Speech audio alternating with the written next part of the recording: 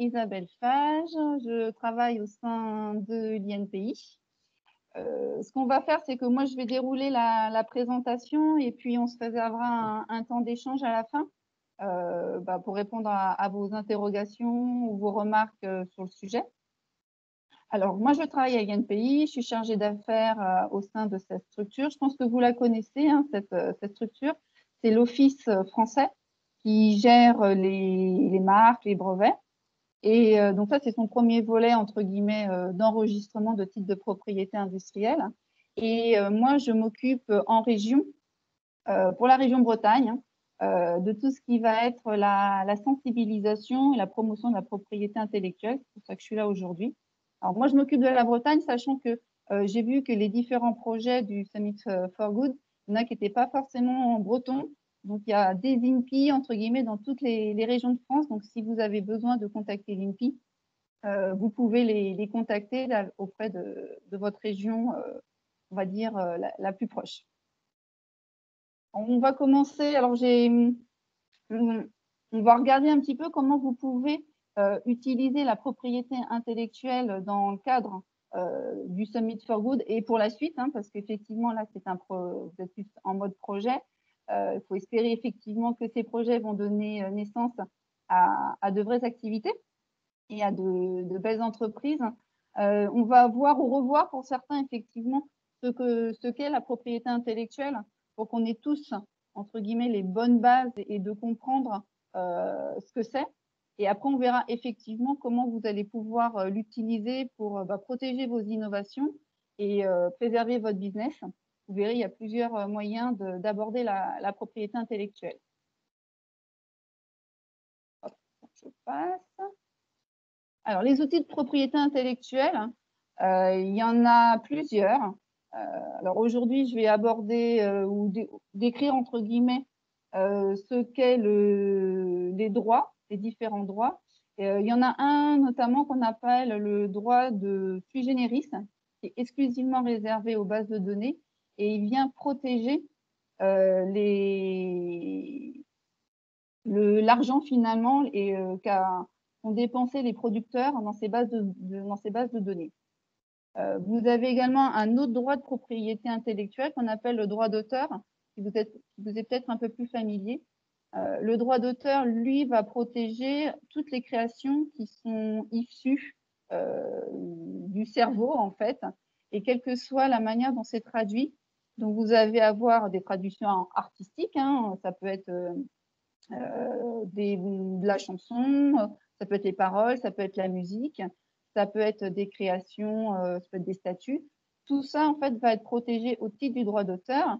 Et ce qu'on appelle aussi une œuvre de l'esprit, ce sont les logiciels. Le code source des logiciels fait partie des créations que l'on peut protéger via ce droit d'auteur. Vous avez également d'autres outils de propriété intellectuelle donc qui sont plus proches de ce que pratique l'INPI. Ce sont ce qu'on appelle les titres de propriété industrielle que vous allez retrouver en fait sous la forme de dessins et modèles. Donc là, je pense que ce n'est pas la peine de vous faire un schéma. Vous voyez tout de suite à quoi ça peut servir. Ça va protéger les créations esthétiques. Vous avez le droit des marques qui va venir protéger le nom que vous avez choisi pour vos produits, pour vos services. Et puis après, vous avez un troisième type de propriété industrielle, donc on appelle le brevet, et qui vient protéger les innovations techniques, avec effectivement après tous les exigences nécessaires à ce dépôt de demande de brevet. Et il y a un autre moyen également de protéger ce que vous allez pouvoir développer à travers vos projets, c'est tout simplement de mettre en place une politique de protection par secret pour préserver confidentiel votre savoir-faire, vos connaissances internes en fait. Et donc là, on voit tout de suite que pour des projets, il peut y avoir des questions un petit peu à l'opposé, à savoir est-ce que je garde secret en interne et que je le dévoile à personne, ou est-ce qu'effectivement, je vais déposer des titres de propriété industrielle. Il faut bien comprendre que ces outils de propriété intellectuelle sont là pour vous aider à vous approprier votre innovation dans l'optique, effectivement, que en cas de copie, vous puissiez vous défendre et pour indiquer que c'était bien vous, entre guillemets, le titulaire de ces innovations. Une chose également, c'est qu'on ne peut pas s'approprier tout, c'est-à-dire que des simples idées ne sont pas appropriables. Par exemple, le service de Drive, c'est entre guillemets une bonne évolution, mais voilà, ce service, il va être décliné, vous avez le Drive au champ, tout le monde va y apposer sa marque à côté, mais vous ne pouvez pas vous approprier la simple idée de proposer ce service-là, en fait. Vous pouvez vous approprier des choses, il faut matérialiser finalement le nom du service, donc ça peut être Auchan ou autre nom de service. Alors, par rapport, alors, c'est pas un cours de propriété intellectuelle, hein, donc je ne vais pas forcément rentrer dans le détail des procédures, mais que vous puissiez avoir, entre guillemets, l'essentiel et les choses les plus importantes par rapport à ce qu'il faut retenir par rapport à ces outils de propriété intellectuelle. Donc, tout ce qui va concerner notamment le droit d'auteur, il va falloir effectivement se ménager ce qu'on appelle, nous, des dates de création certaines. C'est-à-dire qu'il n'y a pas besoin de faire de dépôt, il n'y a pas d'office national. L'INPI ne s'occupe pas d'enregistrer ces créations au titre du droit d'auteur. Par contre, le jour où il y a un litige, on vous demandera de prouver des dates de création indiquant voilà, quand est-ce que vous avez réalisé ou développé ces codes sources. Donc, il n'y a pas besoin il n'y a pas de dépôt officiel à faire auprès d'un office. Par contre, vous verrez, il est très recommandé de donner des dates de création officielles. Alors, peut-être certains ont commencé ou ont entendu parler d'un outil de datation. Donc, ça, c'est l'INPI qui le propose, qui s'appelle la datation solo. Donc, c'est SOLEAU. Donc, alors, il n'y a pas que l'INPI qui propose des outils de datation. Hein. Vous avez également, vous pouvez faire des datations auprès d'offices des huissiers, des notaires. Vous avez également des systèmes de datation par blockchain. Enfin, voilà, il faut s'organiser en tout cas pour fournir des dates de création officielles à vos différentes créations, que ce soit effectivement du code source. Alors, le code source, on y reviendra, mais voilà, c'est du code source propriétaire hein, qu'on date, donc il faut faire attention effectivement si on utilise des briques open source. Et également dans la production des bases de données, si vous passez du temps à organiser la collecte des données, à mettre à jour ces données, à les trier dans des tableaux et choses comme ça, il faut vous montrer finalement comment cette production a lieu, le temps que ça prend. Donc, c'est bien effectivement peut-être de dater régulièrement vos fichiers Excel pour montrer finalement l'évolution du nombre de lignes qu'il peut y avoir dans ces fichiers. Pour donc les titres de propriété industrielle, donc là, contrairement au droit précédent, il va y avoir l'obligation de faire des dépôts. Alors, dessins et modèles, marques et brevets, ça se dépose auprès des offices nationaux de propriété industrielle. Donc, en France, c'est l'INPI. Donc là, vous allez déposer, donc c'est un dossier administratif auprès de l'INPI. Et en contrepartie, ce dossier est publié. Donc, vous avez pu voir, hein, il y a le tampon publication qui s'est affiché. Donc, c'est important de comprendre que, notamment par rapport au brevet, tout ce que vous allez pouvoir indiquer dans votre dossier brevet, donc un dossier brevet, c'est un mémoire technique. Hein. On est là pour expliquer, décrire comment marche l'innovation technique. Donc, effectivement, si c'est des informations ou l'innovation que vous avez développée, elle n'est pas détectable dans les produits finis, il faut se poser la question, c'est que le brevet n'est peut-être pas la solution à appliquer pour protéger cette innovation technique. Et donc, le dernier, enfin, le savoir-faire secret, comme son nom l'indique, il faut garder la confidentialité parce que toute fuite d'informations sera effectivement très embêtante parce que comme vous n'avez pas déposé de titre de propriété industrielle, vous n'êtes pas approprié l'innovation, s'il y a une fuite d'informations, entre guillemets, c'est perdu. Après, il y a effectivement, si cette fuite d'informations, c'est parce que vous avez un salarié qui est parti à la concurrence et qui a pris sa clé USB avec tous les fichiers, là, effectivement, il y a des moyens d'action, notamment pour violation du secret professionnel. Mais en tout cas, si vous faites, entre guillemets, une publication de votre innovation technique dans un salon, par exemple, et que vous n'avez pas pris soin auparavant de déposer, par exemple, une demande de brevet, tout ce que vous avez pu avoir dit pendant ce salon pourra être repris par votre concurrent. Et s'il n'y a pas de dépôt de brevet, ils peuvent reprendre et copier cette innovation. Ça ne sera pas, entre guillemets, une faute de leur part, en fait. Je vais dérouler un petit peu plus ce que j'appelle moi les titres de propriété industrielle. Alors, je pense qu'effectivement, la marque, c'est ce qui est le plus facile, en tout cas, à apprécier, parce que les marques, il y en a partout, on est entouré de marques. Donc, en fait, les marques, elles vont pouvoir se décliner, vous pouvez les représenter de différentes manières. Donc là, vous avez des exemples. Alors, les cas classiques, effectivement, c'est d'avoir rien que le nom, et uniquement les éléments, les lettres qui composent le nom. Vous pouvez avoir des éléments graphiques, ce qu'on appelle le logo. Vous pouvez avoir que le logo, comme que la pomme d'Apple ou que la virgule de Nike. Ça peut être déposé à titre d'éléments figuratifs. Donc, il n'y aura que cet élément-là à titre de marque. Bon, après, effectivement, les logos se protègent également en déposant une marque. Et maintenant, vous avez aussi différents types, de nouveaux types de représentation. Et notamment, vous avez des fichiers multimédia. Donc, si vous avez une espèce de jingle ou un petit icône qui bouge de manière régulière, on peut imaginer à l'ouverture d'une séquence, peut-être logicielle ou autre, ça se dépose à titre de marque. Donc, c'est un fichier sonore, vous le déposez en point web. Enfin, les fichiers multimédia maintenant sont acceptés parce qu'avant, effectivement, quand il n'y avait pas ce type de fichier numérique qu'on pouvait déposer, quand on voulait protéger un jingle, par exemple, c'était uniquement la portée musicale qu'on déposait. Donc, on s'adapte aux nouvelles technologies.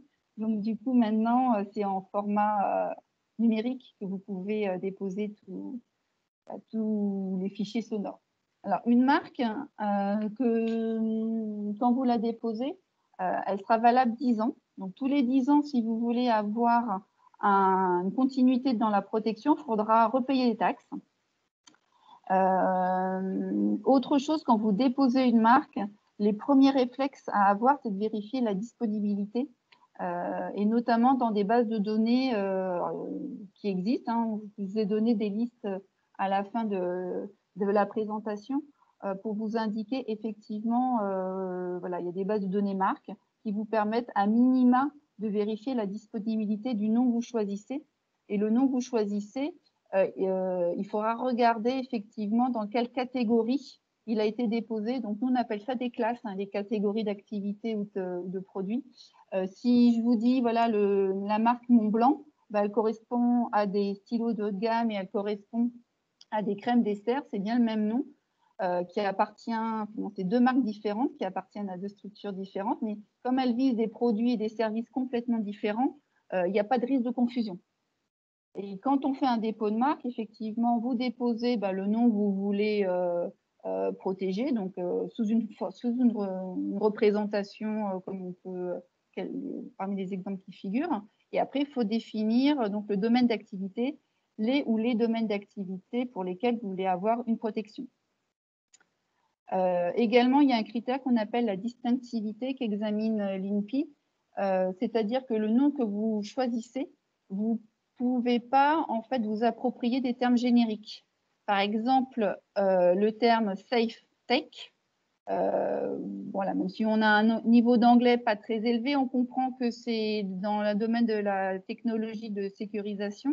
Vous ne pouvez pas vous approprier ce nom-là pour, par exemple, des logiciels, parce qu'on comprend finalement la destination et à quoi va servir votre logiciel. Et ce nom-là, finalement, il doit rester disponible à quiconque. Donc, ne pas oublier que quand on dépose des titres de propriété industrielle, c'est qu'on veut s'approprier un nom et que personne d'autre ne puisse l'utiliser. Donc, il faut quand même que les noms dits génériques restent accessibles pour tout le monde. Les dessins et modèles, c'est aussi quelque chose où on arrive facilement à avoir le contour de la protection. Donc, c'est un titre de propriété industrielle que vous déposez également. Vous pouvez déposer à l'INPI et qui va concerner la protection des innovations esthétiques, donc de tout type de produits. Donc là, l'exemple que vous voyez, c'était notamment la forme d'une tente de camping, le packaging d'une bouteille de jus. Et dans le domaine numérique, on peut aussi trouver sur la forme effectivement de box et également sur les interfaces écran. Par rapport à la protection conférée, elle est limitée forcément à la protection pour les interfaces graphiques de ce qu'on voit. Donc, c'est vraiment, on va dire, par rapport à une présentation particulière du contenu. Ça permet de valoriser finalement le temps un petit peu qu'on a passé à réfléchir à telle et telle présentation par rapport peut-être aussi à l'innovation qu'on a pu faire sur des icônes. Donc, tout ça peut être valorisé en déposant des dessins et modèles. Donc, pareil, dans une même logique, quand vous déposez un titre dessins et modèles, ça sera valable 5 ans. Et vous pouvez faire des renouvellements. Donc, vous pouvez en faire 4. Donc, ça vous amène jusqu'à 25 ans maximum de protection. Au bout de 25 ans, il n'y aura plus de droit au titre dessins et modèles. Après, en France notamment, vous pouvez, entre guillemets, jouer sur le droit des dessins et modèles en complément du droit d'auteur. Ça va retenir en tout cas que c'est 2 droits qui sont complémentaires. Le droit d'auteur, je ne l'ai pas spécifié, mais il protège l'œuvre toute la durée de la vie de l'auteur, bien sûr, et après jusqu'à 70 ans après sa mort, notamment pour tout ce qui est chansons et des choses comme ça. Donc, ce sont des droits qui peuvent venir compléter une protection sur des éléments esthétiques. Troisième, les brevets. Alors, les brevets, donc j'insiste, c'est vraiment pour protéger les innovations techniques, les fonctionnalités techniques de votre produit. Alors, il n'y a pas forcément de l'innovation technique. Quand on est sur l'innovation d'usage, il n'y a pas forcément, entre guillemets, vous allez utiliser la technique actuelle. Il n'y aura peut-être pas de brevet, j'allais dire, c'est pas grave. Il faut prendre vraiment les outils et regarder effectivement s'ils sont adaptés à la protection de votre produit et puis au modèle économique que vous présentez. Donc, les brevets, c'est réservé à la protection des innovations techniques. Tout est publié. Donc, vraiment, j'insiste par rapport à vos besoins et quel est votre produit, parce qu'il y a des produits notamment dans les process, peut-être dans le domaine de l'agroalimentaire, on ne peut pas, quand on a le produit fini, on ne peut pas savoir finalement comment les différentes étapes du procédé pour la réalisation de ce produit. Donc là, effectivement, si on ne peut pas faire de reverse engineering, on a peut-être plutôt intérêt à conserver le process secret en interne et ne pas déposer un brevet. Parce que je répète, un brevet, c'est publié. Donc effectivement, certes, vous avez un droit de propriété sur le brevet, mais vous donnez également de l'information à vos concurrents sur la manière dont vous faites. Donc les concurrents, ils ont des pistes par rapport effectivement à votre R&D et vous pouvez également les publier. Donc ça peut être un peu contre-productif et pas avoir l'effet souhaité. Par rapport aux éléments principaux sur les brevets, quand vous déposez un brevet à l'INPI, on va regarder effectivement s'il y a nouveauté, s'il est évident ou pas d'arriver à votre solution de ce qu'on appelle l'activité inventive. Le brevet, la procédure est quand même assez longue. Autant les 2 premiers titres, brevets, marques et dessins et modèles, la procédure n'est pas trop complexe. C'est vrai que quand on part sur les brevets, les délais de procédure sont plus longs. Notamment entre le moment où vous déposez votre dossier auprès de l'INPI et le moment où c'est publié, il y a 18 mois. Donc ça, c'est des délais réglementaires. Il n'y a pas qu'à l'INPI, c'est entre guillemets des règles du jeu international. Et après, il y en a qui vont jouer avec les délais de procédure. Bon, après, il il faut voir effectivement l'intérêt qu'il peut y avoir à déposer un brevet. Après, il y a aussi dans cette protection de l'innovation technique, là je vous parle brevet, mais il peut y avoir des protections, on va dire, un peu graduées en fonction de l'innovation. Il y a ce qu'on appelle également dans la même entre guillemets, philosophie de protection des innovations techniques, il y a les certificats d'utilité qui sont ce qu'on appelle, nous, en interne, des petits brevets, dans le sens où l'INPI ne va pas faire de recherche, donc on ne va pas pouvoir juger les critères de nouveauté d'activité inventive. Généralement, voilà, ça c'est réservé pour des innovations avec des caractéristiques techniques mineures, mais pour lesquelles il y a quand même eu des efforts de R&D et qui méritent d'être valorisés. Donc après, voilà, par exemple, sur la durée de vie d'un certificat d'utilité, ça ne sera pas 20 ans maximum comme le brevet, mais ce sera plutôt 10 ans. Et encore une fois, là, pour le brevet, ce qui est indiqué, c'est la durée maximum, sachant que tous les ans, il faut payer des annuités. Et si vous ne payez pas les annuités pour maintenir votre brevet en vigueur, ça va tomber dans le domaine public. Il y a des structures qui se disent, notamment dans les nouvelles technologies, si vous déposez un brevet sur une fonctionnalité de votre logiciel, bien sûr que votre logiciel, s'il a une durée de vie peut-être de 5-6 ans, c'est peut-être tout ce qu'il aura, la technique aura changé. Donc forcément, vous allez ne pas payer pendant 20 ans, vous allez garder en vigueur votre dossier brevet 5-6 ans. Les durées maximales, généralement, durée de vie, on va les retrouver dans les médicaments, où ils vont aller jusqu'au bout de la durée de vie du brevet, et à la fin de la durée de vie de leur brevet, ben, ça va tomber dans le domaine public, et c'est là que l'on voit arriver effectivement tous les génériques, en fait, puisque la molécule, il n'y a plus de protection par brevet, donc on peut reprendre effectivement la molécule qui fait le médicament. Donc voilà, il y a le brevet, donc retenez qu'il peut y avoir le certificat d'utilité, et puis dans une logique de faciliter également la vie des entreprises, il y a ce qu'on appelle les demandes provisoires de brevets. Voilà. En tout cas, rappelez-vous qu'il y a des choses qui sont graduées. Alors, je ne peux pas rentrer dans le détail là, parce que le temps passe vite. Sachez en tout cas, voilà, qu'il peut y avoir des solutions qui sont adaptées à la protection de votre innovation technique. Il n'y a pas forcément que le brevet, et qu'il peut y avoir effectivement des choses un petit peu plus souples, avec effectivement des critères un peu plus souples d'obtention. Et forcément, le brevet reste une barrière à l'entrée qui sera plus difficile à franchir que si vous ne déposez qu'un certificat d'utilité qui a des critères d'obtention, on va dire, qui sont moins exigeants. Donc, forcément, les barrières à l'entrée, elles sont plus facilement franchissables par vos concurrents. Mais bon, au moins, ça va pouvoir, entre guillemets, ralentir l'arrivée de vos concurrents sur des produits proches. Et oui, ce que je voulais vous dire d'autre également sur les brevets, parce que dans la thématique là, de vos différents projets, il y a peut-être des choses qui tournent autour des brevets. Ce que je voulais juste que vous rappelez, qu'on entend souvent dire que les brevets ne peuvent pas protéger des logiciels, mais c'est faux. Hein. On a des logiciels qui sont protégés par brevet, notamment tous les logiciels, par exemple de compression d'images, de sécurisation de paiement. Il y a des protocoles techniques derrière.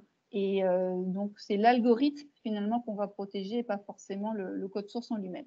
Voilà, je ferme la parenthèse par rapport au brevet et je passe effectivement à la slide suivante.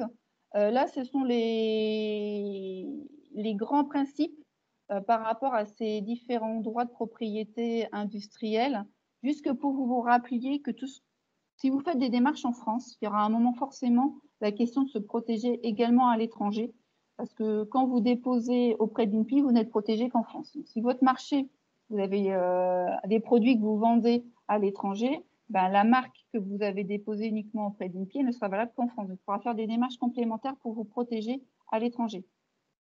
Droit de priorité, ça signifie qu'en fonction des titres, vous pouvez, pour quand vous protégez à l'étranger, revendiquer les dates, entre guillemets, d'ancienneté de vos premiers dépôts en France.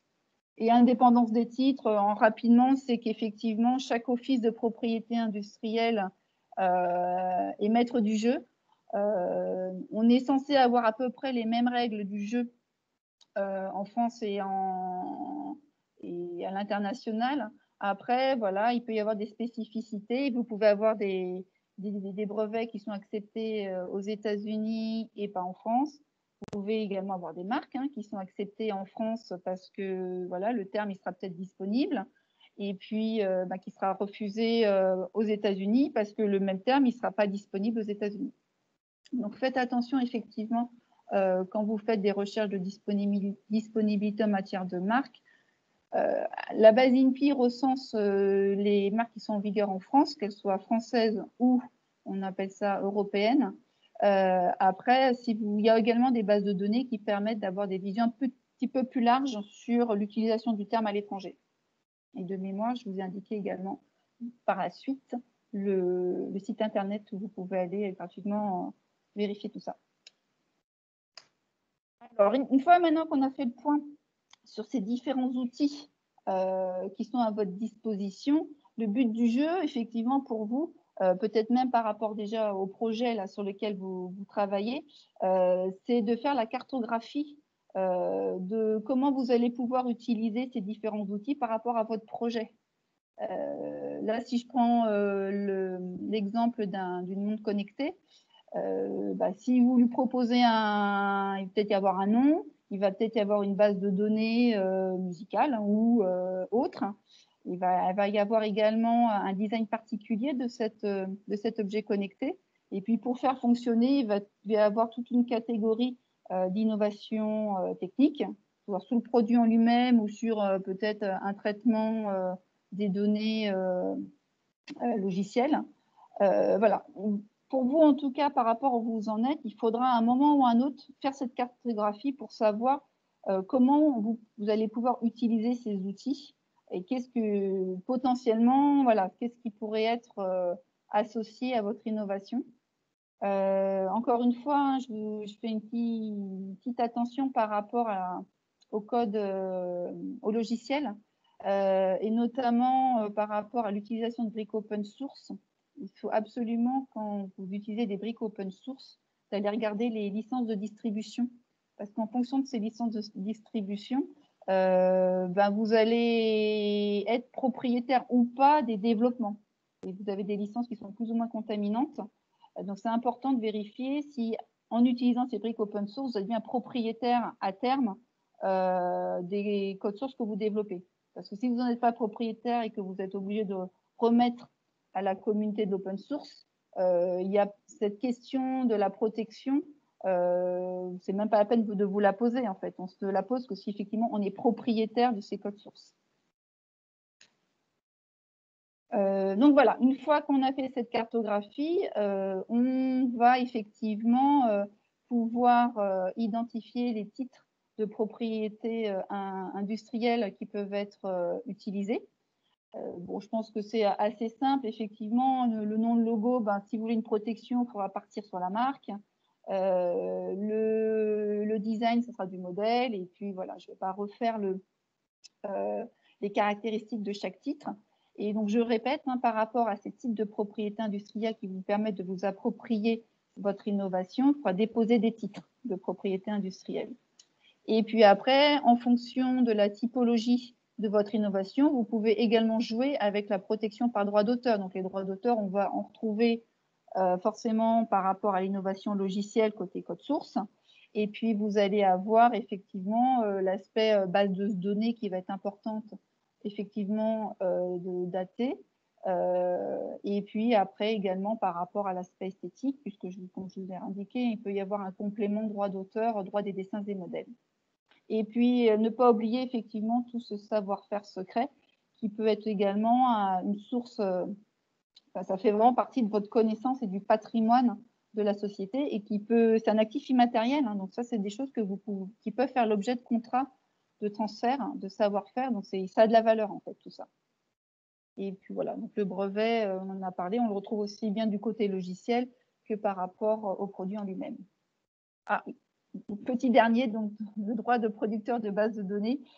Si vous développez une base de données sur laquelle il y a de l'investissement financier, il y a un autre droit. Donc ça veut dire que si vous avez une société ou toujours pareil, le salarié qui s'en va avec votre base de données et qui la revend à un concurrent, il y a un autre droit qui vous permettrait d'agir pour essayer effectivement de retomber sur vos pieds et essayer de retirer un petit peu d'argent de ces litiges.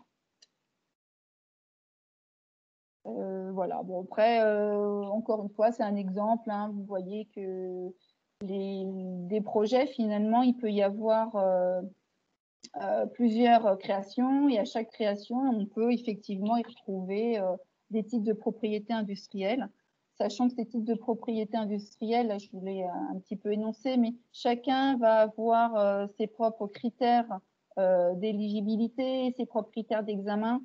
Donc, c'est vrai que ce n'est pas forcément très simple, mais en tout cas, voilà, se rappeler qu'en fonction de la typologie d'innovation, il peut y avoir des choses différentes à mettre en place et de bien voir finalement un petit peu avantages, inconvénients de chacun et notamment toujours cette question par rapport à l'innovation technique, est-ce que je dépose un brevet, est-ce que je fais du secret, est-ce que je fais un mix? Parce que dans un projet, vous pouvez avoir la partie process qui est secrète, par exemple comme la gomme des pneus Michelin, et puis après vous pouvez avoir des brevets sur les rainures des pneus en eux-mêmes, hein, puisque ces rainures elles permettent l'écoulement des fluides, des choses comme ça. Donc là, comme de toute façon c'est une innovation, elle se voit, c'est détectable, si vous voulez avoir une protection là-dessus, il faudra déposer effectivement des brevets. Donc là, effectivement, la propriété intellectuelle, on a beaucoup parlé des titres de propriété que vous pouvez ou pas déposer. Après, il n'y a pas que effectivement cette question-là qu'il faudra se poser. Il y a, en tout cas, en plus, vous, dans le Summit for Good, il y aura la grosse question de qui fait quoi et à qui appartient l'innovation. Parce que si vous faites effectivement tout seul dans votre coin votre innovation, vous n'êtes pas salarié, tout vous appartient à titre personnel, j'allais dire. C'est assez simple. Si vous êtes salarié, vous avez quand même des droits et des devoirs par rapport à votre employeur. Donc, il faudra quand même vérifier que les projets dans lesquels vous vous impliquez ne sont pas dans un domaine proche de celui de votre société. Parce qu'effectivement, même si au sein de cette société, on ne vous demande pas de faire de la recherche et développement, il peut quand même y avoir, entre guillemets, donc vous avez profité des connaissances et de l'environnement de votre société pour pouvoir proposer un projet qui serait proche, entre guillemets, de ces activités. Donc, si vous êtes comptable au sein de, je sais pas moi, une société qui propose des objets IoT, effectivement, votre mission première, c'est pas de faire de la R&D. Par contre, si vous développez un nouveau composant IoT, ça ne sera pas, on appelle ça une invention de mission, parce que ce n'est pas votre mission, vous, en tant que comptable, de faire de la R&D. Par contre, ce sera du hors mission, mais ce sera quand même attribuable à l'employeur du fait que vous restez dans les mêmes activités que votre société, dans la société dans laquelle vous travaillez. Et ça s'applique effectivement vous en tant que salarié, et c'est salarié au sens large. Hein. Souvent, les thésards, ils sont salariés hein, ils sont en testif, donc ils ont des droits et des devoirs par rapport à leur employeur. Donc, même effectivement, si c'est inscrit dans leur ADN, ils ont bossé 3 ans dans leur thèse, ils ne peuvent pas partir avec le sujet de leur thèse et créer une start-up par la suite, parce que ce sont sûrement des connaissances qui appartiennent à la société. Et encore une fois, voilà, certes, c'est sorti de leur cerveau, mais ça fait partie des connaissances de la société. Alors là, vous allez peut-être vous retrouver, je ne connais pas quel est exactement le statut de chacun qui va participer au Summit for Good, mais vous allez souvent vous retrouver dans ce que j'appelle en co-développement. Le co-développement, c'est à partir du moment où voilà, vous êtes plusieurs à participer à l'élaboration d'un projet. Va falloir s'organiser pour identifier les créations de chacun. Parce que si vous faites, s'il y a un designer, il y a un développeur et puis il y a entre guillemets un chef d'orchestre dans ce projet-là, et que la société n'est pas encore créée, chacun de son côté va faire ses propres développements. Et tant qu'il n'y a pas de cessation des droits, chacun reste propriétaire de ce qu'il a fait. Donc, c'est vrai qu'il y a un moment, s'il y a une société qui est créée par la suite, ça va résoudre les problèmes, parce que généralement, dans le pacte d'associés, si tous les trois, vous participez à la création de cette société, ben, vous allez tous remettre finalement vos créations au profit de la société. Par contre, si, raison X ou Y, le designer s'en va, et ça serait bien effectivement qu'il ait fait une cession de ses droits sur les créations qu'il a pu développer, parce que tant qu'il ne les a pas cédés, ça lui appartient à lui à titre personnel. Donc, il faudra faire attention effectivement quand on est un peu comme ça en mode collaboratif, hein, c'est très bien, mais savoir effectivement la limite, et que si ce n'est pas entre guillemets un projet factice, à un moment, il va falloir se poser la question de qu'est-ce qu'on met finalement et à qui appartiennent toutes ces créations. Le stagiaire également au sein d'une société, il n'est pas salarié, donc il faut faire attention à ce qu'il peut développer parce qu'à ce moment-là, il est ce que j'appelle moi en co-développeur en fait. Hein. Et toutes ces questions de à qui appartiennent l'invention, elles vont être réglées en fait par les contrats que vous aurez avec ces différents co-développeurs. Donc le stagiaire, ça sera la convention de stage. Si vous avez différents partenaires techniques, ça sera le contrat de collaboration dans lequel vous allez indiquer qui a fait quoi, à qui appartient les connaissances communes. Enfin voilà, en tout cas, se répartir et essayer de répartir effectivement à qui appartient l'invention. Ça vaut pour effectivement le designer externe qui vous aura peut-être développé l'esthétique de votre produit. Pour la SS2I, qui développe votre logiciel. Et certes, il y a un contrat de commande, mais dans ce contrat de commande, il faut quand même que ce soit explicitement indiqué qu'il y a une cessation des droits d'auteur sur le logiciel, parce que quand la simple rémunération, en fait, donc vous allez le rémunérer forcément, mais cette rémunération, ce n'est pas une cession des droits d'auteur, en fait, purement en théorie. Donc, c'est bien que dans ce contrat de commande, d'une manière générale, dans les différents contrats que vous avez avec vos prestataires externes, que ce soit clairement indiqué. Ça, c'est quelque chose d'important. Ou au moins, là, pour le Summit for Good, que vous vous mettiez d'accord, ou en tout cas que peut-être que la question soit abordée pour pas qu'il y ait de soucis, de litiges par la suite. Parce que là, vous êtes peut-être à 3 dans un projet. Si effectivement, il y en a un qui commence à développer du logiciel, peut-être qu'il ne voudra pas forcément continuer l'aventure dans le projet. Peut-être que lui voudra faire un projet équivalent en repartant du logiciel qu'il a pu développer en mode collaboratif. Voilà, toutes ces questions-là, voilà, ce sont des choses qui sont quand même importantes à au moins en parler. Et s'il peut y avoir des choses qui sont signées, c'est encore mieux. Je regarde rapidement ma montre parce que le temps passe vite.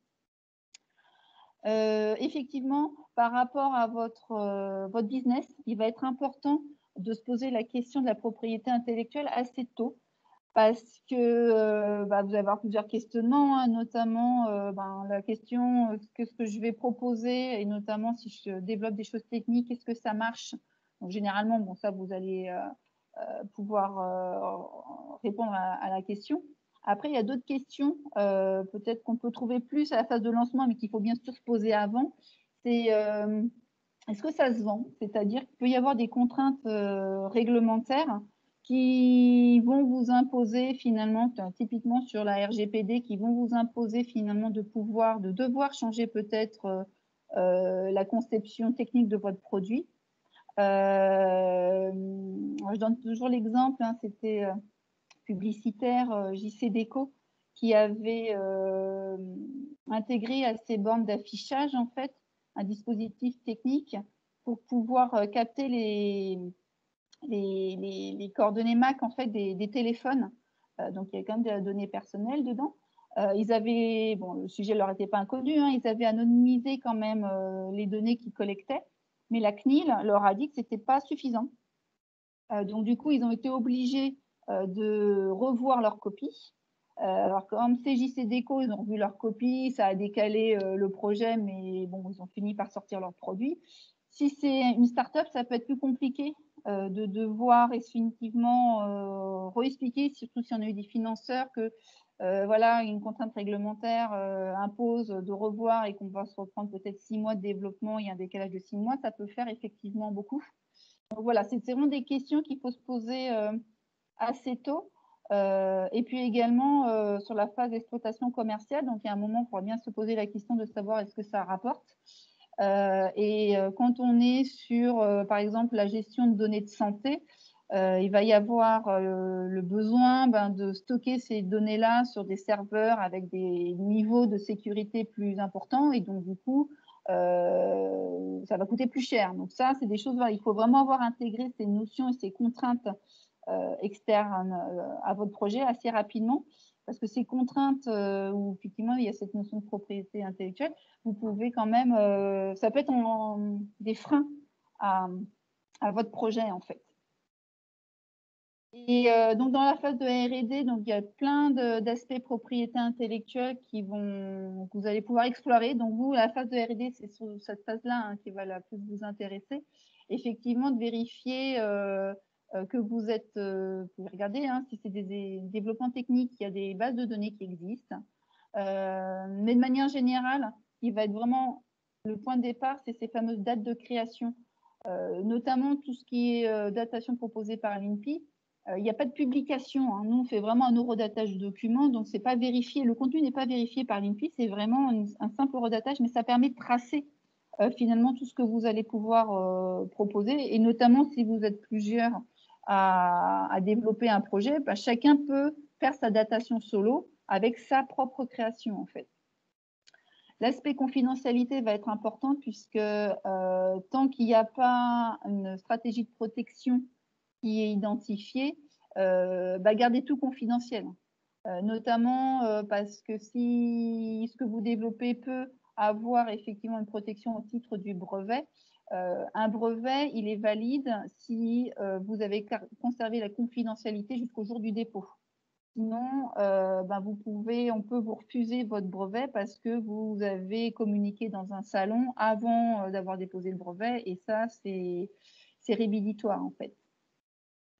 Dans la phase de lancement, donc je vais aller un petit peu plus vite. Effectivement, une fois que vous aurez organisé, il faut forcément déposer des titres de propriété industrielle, notamment la marque. Souvent, c'est le titre de propriété industrielle le plus incontournable.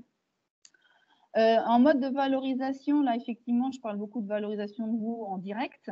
Après, il faut savoir que vous pouvez aussi faire des transferts de propriété sur le savoir-faire, sur des brevets, sur des marques. Enfin, voilà, ça peut être aussi de la valorisation indirecte. Le but du jeu, finalement, effectivement, c'est de trouver le meilleur moyen de faire de l'argent.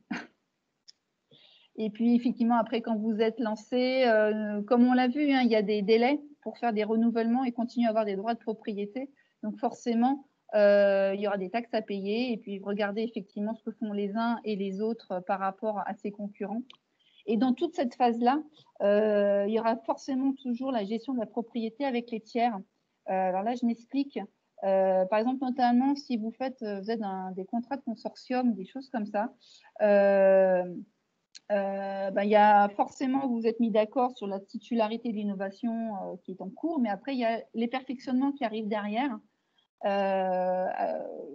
Qui sera titulaire du perfectionnement? Toujours une question, dans quel domaine et dans quel secteur d'activité? Donc, c'est vrai que les contrats et la gestion avec les tiers, c'est vraiment des choses qui sont à vérifier un petit peu tout au long de la vie de votre projet. Alors, qu'est-ce que j'ai… Ah oui, par rapport effectivement à la propriété intellectuelle, je speed un peu parce que je me vois l'heure et j'aimerais avoir un petit peu de temps par rapport à vos questions. Là, c'était vraiment pour vous montrer effectivement la propriété intellectuelle. On peut la voir comme un outil de protection, c'est effectivement un angle important, de valorisation, et notamment par rapport aux financiers, si, alors c'est peut-être plus pour les startups, mais encore les sociétés peuvent demander également des compléments. C'est vrai que les financiers, ils aiment bien se sécuriser par rapport à vos actifs. Et notamment, les brevets, c'est un bon moyen de les sécuriser ou au moins d'avoir des contrats bien ficelés au niveau de la propriété intellectuelle et notamment sur la titularité de l'innovation. Parce que quand vous avez des investisseurs, que vous êtes 3 dans un projet et qu'ils ont bien compris que chacun avait sa partie, mais que ce n'était pas clair, entre guillemets, que la société n'était pas encore créée. Enfin voilà, tout cet aspect-là peut être un petit peu anxiogène pour des investisseurs. Donc, bouclez bien cette question de la titularité assez tôt. Ayez des contrats. Si vous avez des partenaires, que ce soit bien identifié, quel est votre apport et comment vous allez pouvoir récupérer. Enfin, soyez bien clair par rapport à cet aspect-là. En interne, voilà, ça peut être, si on est une plus grosse société, vous avez aussi cet aspect communication sur une entreprise innovante, etc., etc. Je passe vite. Hop. Donc là, c'était effectivement les 5 grandes étapes pour vous actuellement, là, quand vous serez en mode en séance un petit peu collaborative, de regarder déjà ce qui peut exister dans ces fameuses recherches d'antériorité par rapport à l'innovation en elle-même, par rapport aux noms que vous pouvez utiliser. Donc, je reprends sur cette gestion de la titularité des droits. Hein, je vous aurais pas embêté, mais voilà, j'espère bien alerter sur cette question-là et qu'il y a un moment des questions où il faut se les poser et trouver effectivement les réponses. La confidentialité, elle sera forcément à conserver tant que vous n'avez pas, entre guillemets, opté pour un choix de protection. Et cette confidentialité, effectivement, elle est à préserver à travers finalement des contrats de confidentialité que vous pouvez signer avec des tiers si vous êtes amené à devoir discuter avec des partenaires. Ça peut être effectivement sur des conventions de stage s'il y a des stagiaires. Mettre en place des moyens de datation, donc là c'est ce que je vous ai déjà cité. Pour les logiciels, il y a l'APP pour ceux qui sont un petit peu plus sur cette thématique-là. Donc l'APP, c'est une association qui est vraiment dévolue à la datation des logiciels. Et puis, voilà, se positionner sur comment on s'organise en matière de propriété intellectuelle.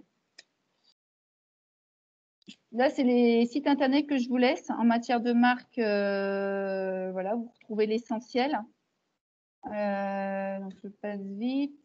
Par rapport à ce que nous, l'INPI, on peut vous proposer, on est là à entre guillemets, votre disposition. Généralement, donc voilà, moi je vous ai donné l'adresse mail de la Bretagne, parce que moi je m'occupe de la Bretagne. Pour ceux qui ne sont pas bretons, vous avez un équivalent effectivement avec mes collègues dans sa Île-de-France, par exemple, @nipi.fr. Ça, je voulais aller assez vite. Et par rapport à toutes les procédures, si vous êtes amené, par exemple, à faire un dépôt de marque, tout ça en ligne. Donc, c'est bien d'avoir pris effectivement les renseignements avant de commencer sa procédure en ligne parce que une fois que vous avez payé notamment votre marque, vous ne pouvez pas la modifier. Donc, c'est dommage d'avoir, entre guillemets, mal ficelé, par exemple, ces domaines d'activité, parce qu'on a été un petit peu vite. Donc, il vaut mieux effectivement vérifier tout ça, la disponibilité, revoir, ça j'ai pas pu aller plus loin, mais sur les bonnes pratiques quand on fait de la recherche en matière de marque et dans les autres bases qui sont accessibles comme société.com ou Infogreffe, parce qu'il faut vérifier au niveau des droits antérieurs de manière assez générale. Et après, vous pouvez effectivement tout déposer en ligne et tout ce qui est la datation numérique solo, tout ça se fait en ligne également. Et vous avez des webinaires, effectivement, que propose l'INPI de manière gratuite, qui notamment vont reprendre les différentes étapes nécessaires et indispensables, par exemple, pour faire un dépôt de marque. Je suis désolée, hein, pour la fin, j'ai été vite. Voici mes coordonnées. Écoutez, moi, j'en ai fini pour ma présentation. On va pouvoir, si vous avez des questions, échanger quelques minutes. Voilà, en tout cas, merci de votre attention. Et n'oubliez pas que voilà, on est là à votre disposition. Les rendez-vous sont gratuits, donc n'hésitez pas. Je vous remercie.